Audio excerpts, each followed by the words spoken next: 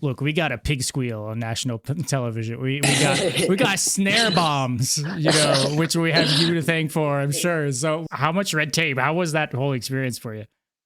It was more so red tape with dealing with different unions on the movie sets or like the TV sets in general, because they're very strict. Like they had to get special permission for me to be able to mix at the live show.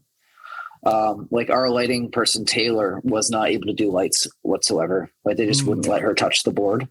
But in terms of red tape, they were pretty lenient, they didn't really say anything about swearing, just because it was taped and then mixed post recording. But yeah, it was relatively stress-free.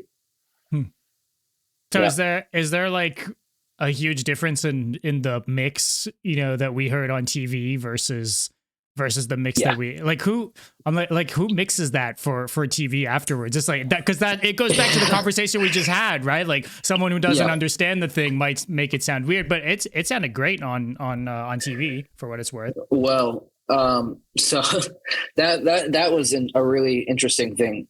So they have a full studio, like recording studio in the Kimmel Studios. And there's a man there who's an extremely talented mixing engineer, but to his credit was probably a little thrown off with the style of Knocked Loose, because they're a tough band to mix if you don't know what's going on. So as soon as the show was done, he started mixing it, and the band or somebody came in to listen to it and went, So me and my monitor engineer, Sean Harvey, very extremely talented and wonderful guy. We got called up into the studio, and me and him, more so him, we basically told the guy, okay, let's bring this down. Let's try EQing this a certain way. Let's add a snare bomb. Let's, for the squeal, let's bump that squeal up just for that part. And just really kind of helped him balance out the mix.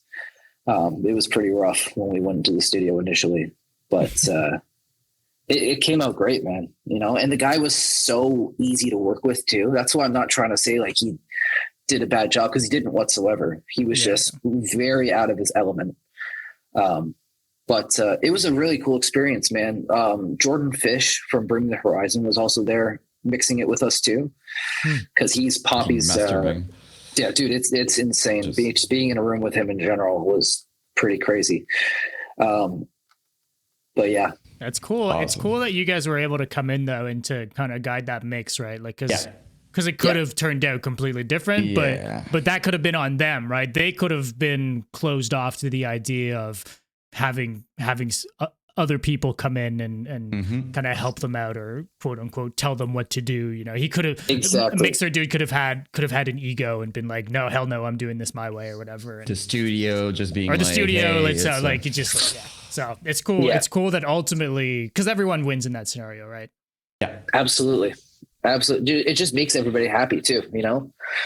This guy is a little less stressed because he doesn't have to deal with the mix himself. We're a little less stressed because we're putting out a product that sounds great and the band's happy with. And it's just, yeah, dude. I haven't dealt with a lot of really big egos since I've been out. It's everybody who is at the level that they're doing this crazy big shit is more or less extremely humble, which is really awesome to see. That's what I was going to mention. The real egos are in the shitty fucking dive bars and those small bars. That's the reality. Unfortunately, it's crazy how that works. It's insane, man. I've mixed bigger egos in cover bands than I have in fucking Grammy nominated bands. You know what I mean? Like people need to get themselves in check a little bit. The local heroes. Yeah.